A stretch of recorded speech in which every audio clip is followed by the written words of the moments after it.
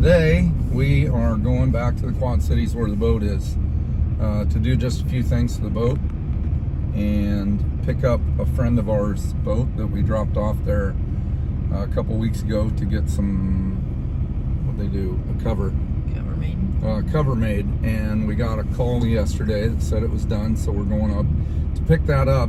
And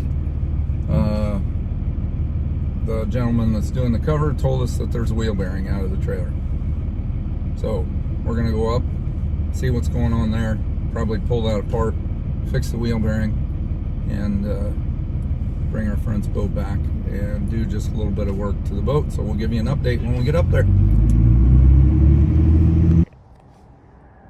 Okay, what? You're live.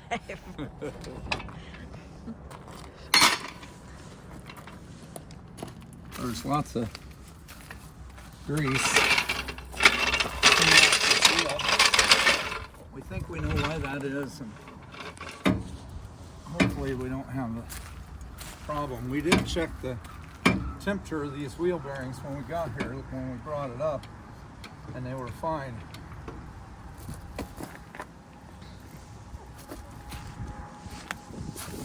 Yeah, I think it's fine.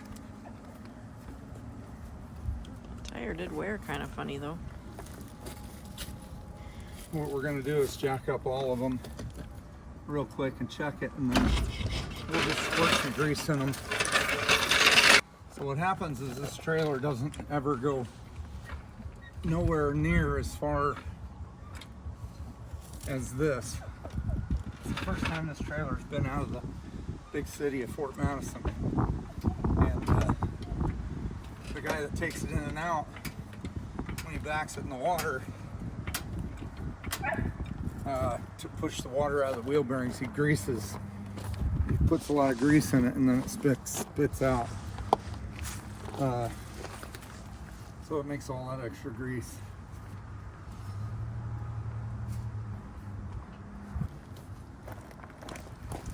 Come out of that, but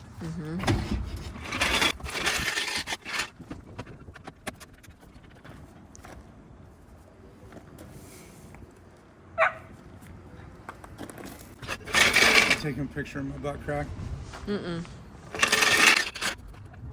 Somebody's got a problem with being in the truck. Yeah. As soon as we get this last one, you can let him out for a little bit. Okay. Ooh.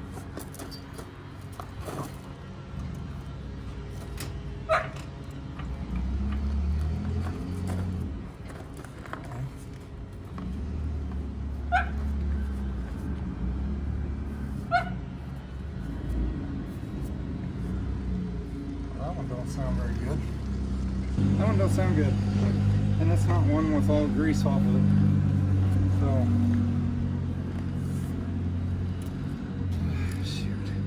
You thought you were going to get out of it. Behave.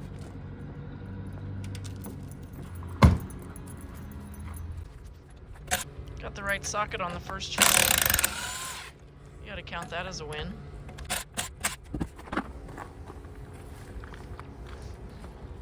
I'll have to go to the boat and get the pad. Bad? For me to lean on. Oh.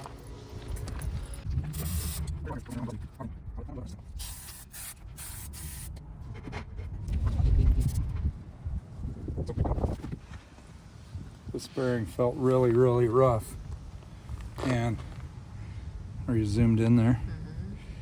So it's got these pits in the bearing, and all them little pits there are from that bearing being rusted, and that'll cause a lot of heat. The grease is no good in it anymore, so this bearing set, the seal here, and these races will need replaced.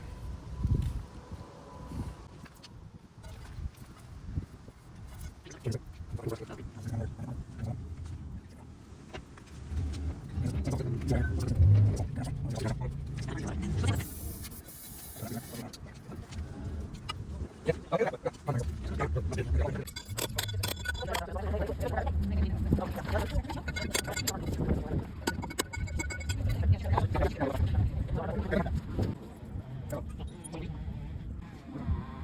at your big brain at work.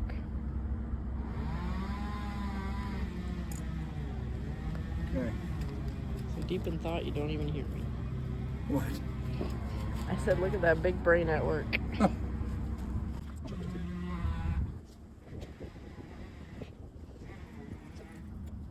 Okay. Down for a minute.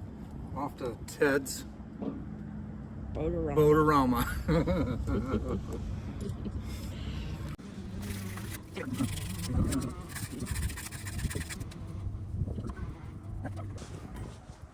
So I ended up getting the bearing kit and a new lock washer. They had everything we needed at Ted's Boatorama. And then some.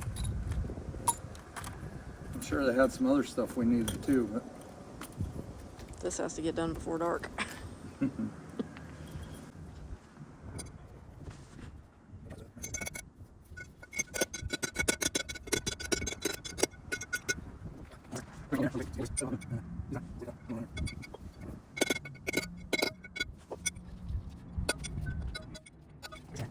so what we do, take the bearing, put a big blob of grease in the middle of your hand. And the idea is to squeeze that grease up in that bearing.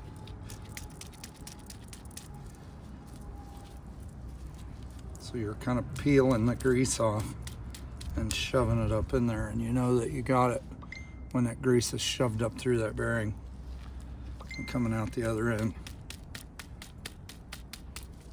Now there's easier ways to do this, like with a bearing packer, but my guess is if any of you ever have to do this on the road, there'll be no bearing packer. There'll be 2 palms. That's it. I think this is the only way I've ever watched you pack bearings. No. I did at one point have a bearing packer, but for lots and lots of years, this is the only way I did it.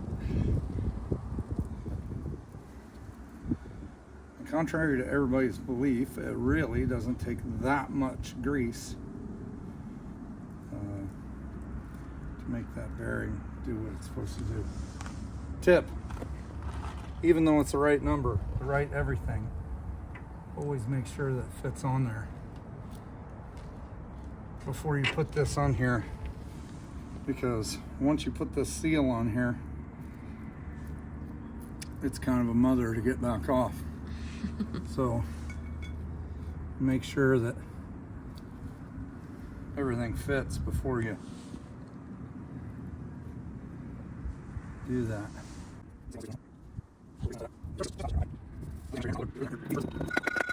Unlike the other one, the seal just goes even with the back side of that.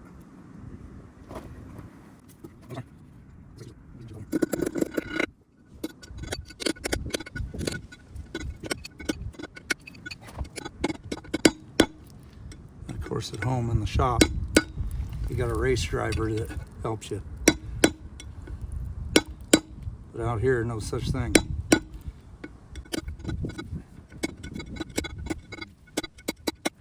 And you couldn't tell, I'm sure, on there. But when that races all the way down, that will start bouncing. You can tell when that race isn't moving anymore. It hits against a stop down in there and it stops. And you can feel it bouncing. If you still think it's moving, if you have any doubt, keep hammering on it.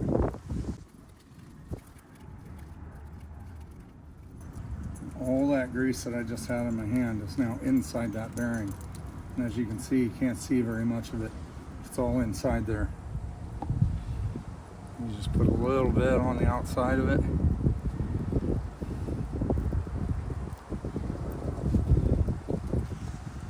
Stick that bearing my pants up so my butt crack ain't hanging out.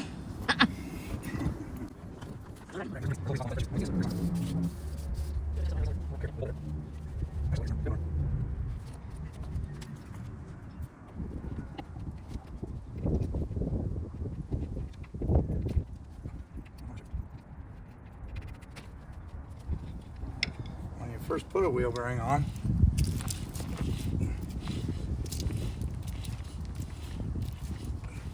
you kind of want to roll it a little bit like that to get the grease out of the way. And then kind of get that nut so it's snug, and then you want to go a whole nother flat and then back it up to the next hole that you can lock it, because that doesn't have to be super tight, and you don't want it super tight.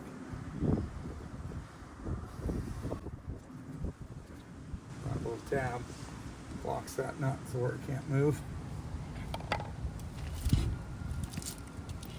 For some reason the brake is dragging just a little bit, but it'll come out of that.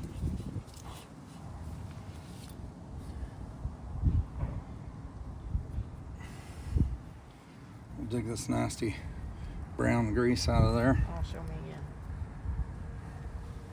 Oh, It's got water in it, yeah.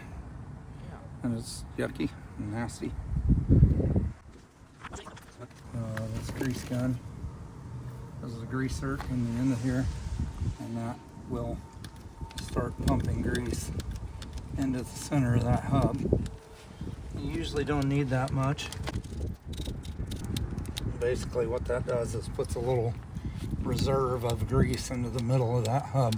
I'm not gonna fill it because I don't have that much grease. When we do the rest of these later, we'll pump grease in that until the grease starts coming out here. And on a regular car, you don't do that because you don't need that much grease. But on a boat, the reason that you would do that is because the grease takes up all the space where water could possibly go. So it keeps the water out of the bearing, and then you don't have them problems like we were just having. So a little bit different on a boat than on a car. Car, you just need just a little bit of grease because you're not submerging a car in water. Boat trailer gets submerged in water once a week if you use your boat a lot. So that's why you put more grease than you normally would need. It's just to keep water out.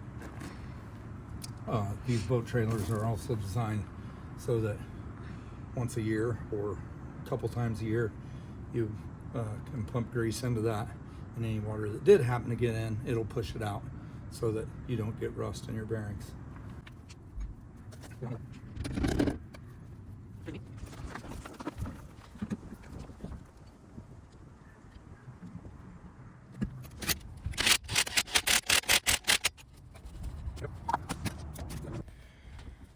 Oh, I didn't put a new one down there. Oh, I must have just put a new one down here in the kitchen. Putting some damp rid around to keep moisture out. So the only thing we got done to our boat today is that new mirror in the bathroom mirror, so that she can keep her face pretty. So my face don't look distorted. It will go funny. Distorted in the mirror, like a funhouse mirror. Mirror in this bathroom, which is the bathroom I use, still looks pretty good. A little bit scratched, but I mean, let's face it, there's not really a whole bunch of hope for me looking pretty.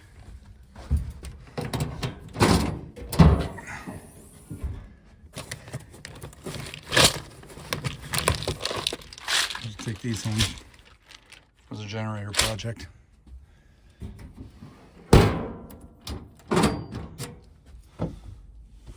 And that's it. That's all there is to it, hon. 2 hours on the dot. 2 hours to put a wheel bearing in and get her all loaded up. It ain't bad. Okay. Now we're done for the day. So now all there is just uninteresting driving all the way back to Fort Madison. So Boat off. this is all we got for now, and we'll be back to do probably some hull work here pretty soon next, and hopefully a little bit of electronic work. We need to put a radar, but I'm not sure we'll get the radar before we take off. But we definitely have to get a transmitting AIS. I have to do that before we go to the Bahamas, because they've made a new law that you have to have AIS on your boat and turned on, so it can't hide from it, which is fine. We'll obviously go by the rules. That's kind of a big political ordeal right now here in 2026 for the 2026 boating season in the Bahamas, but we'll do what it takes and we'll go anyway. So thank you guys for watching. Have a great day, and we'll catch you the next time we're doing some boat work. Bye.